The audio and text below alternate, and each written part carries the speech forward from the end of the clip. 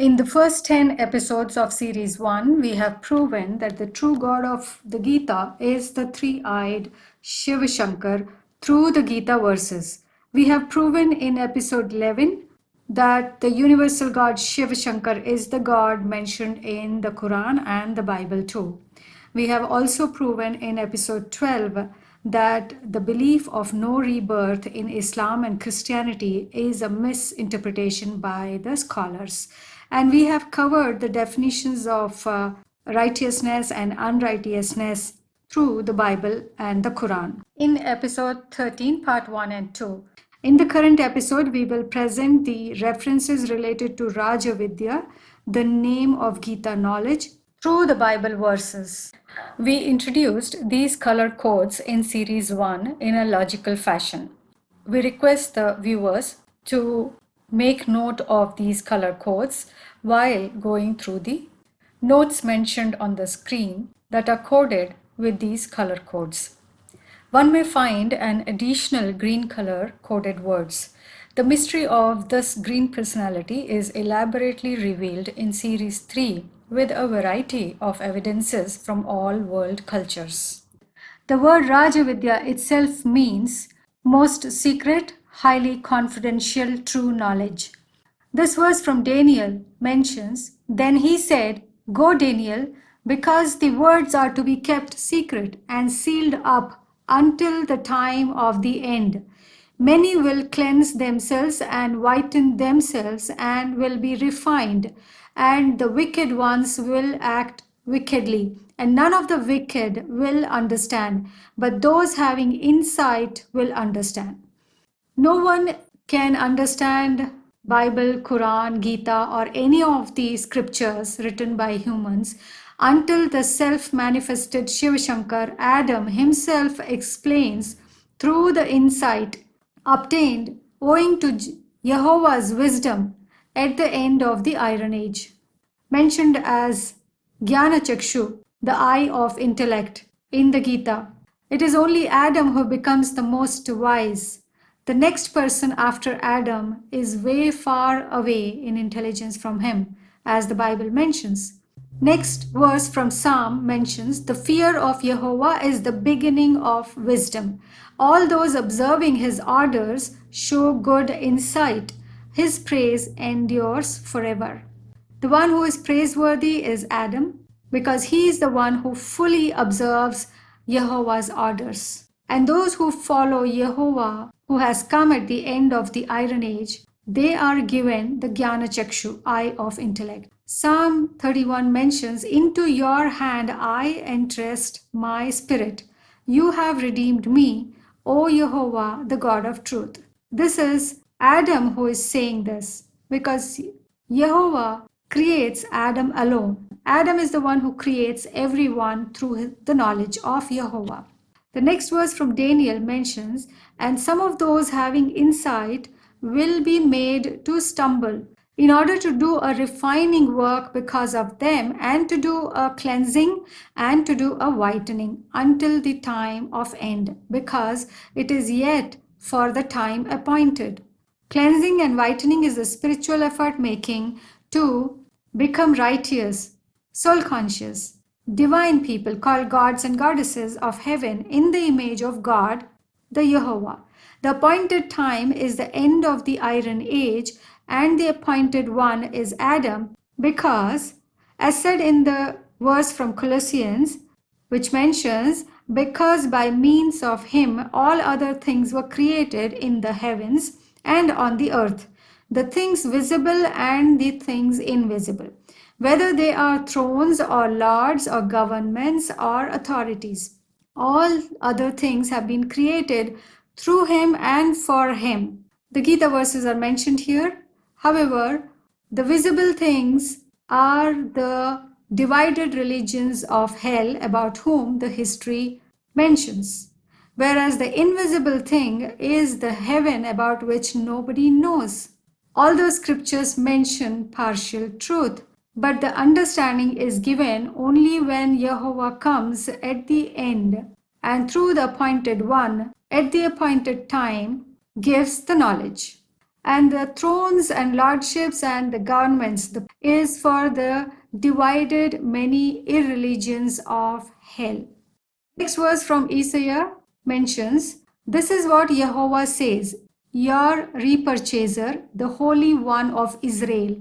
I, Jehovah, am your God, the one teaching you to benefit yourself, the one guiding you in the way you should walk. The you is for a single person. This is for Adam because Jehovah creates Adam alone in his own image, and the only one who becomes 100% in the image of Jehovah is Adam, the Arjuna, the Shankar. Hence, the Holy One of Israel is the perfected Adam. Let's understand the meaning of the word Israel through its etymology.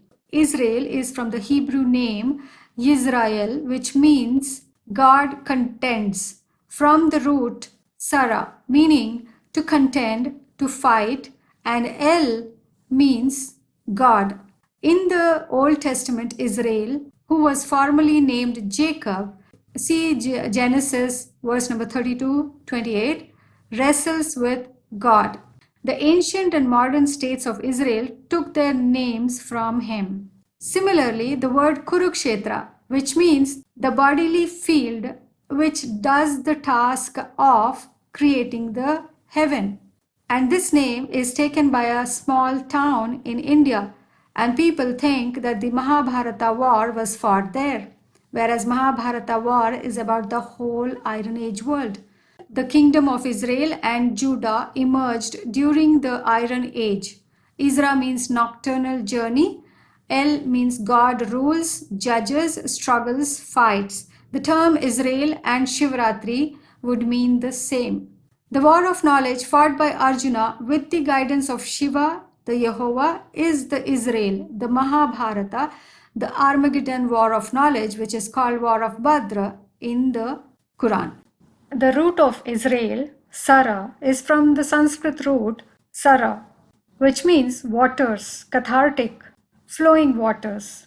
This is about the intellectual waters of wisdom that flows from the bodily Adam, owing to the presence of the self-manifested supreme intellect. The Sanskrit word Parivatsara, which has the similar meaning of Israel, is covered in episode number 4 of series 2. Now let's see the research presented by Gene Matlock in his book, Jesus and Moses Are Buried in India, in the following pages. The encircled sentence mentions a prodigious child was born in the land of Israel. God himself spoke through the mouth of this child about the evils of the flesh and of the greatness of the soul. The evils of the flesh, meaning the body consciousness, and the greatness of the soul consciousness. A prodigious child born as Kalki kills the body conscious people and establishes heaven for the spiritually conscious people, is the story mentioned in Markandeya Mahabharata. The same story is presented in episode 5 of series 2. Human beings are soul conscious in the heaven and they are body conscious in the hell. The entire knowledge Jehovah gives is about the hell and the heaven. Let's look at the summary of previous verses we have covered, which is picked from the same source from which we have taken the Bible verses. Judgment Day will give billions of people their first opportunity to learn about God's will and to conform to it. This means that a large-scale educational work will take place. Indeed, the inhabitants of the land will learn about righteousness. However, not all will be willing to conform to God's will. Isaiah 26 says, even if the wicked is shown favor, he will not learn righteousness. Even in the land of uprightness, he will act wickedly, and he will not see the majesty of Jehovah. These wicked ones will be put to death permanently during Judgment Day. By the end of the Judgment Day, surviving humans will have come to life fully as perfect humans. Judgment Day will thus see the restoration of mankind to its original perfect state. Then a final test will take place.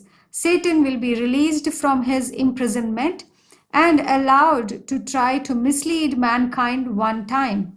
Those who resist him will enjoy the complete fulfillment of the Bible's promise.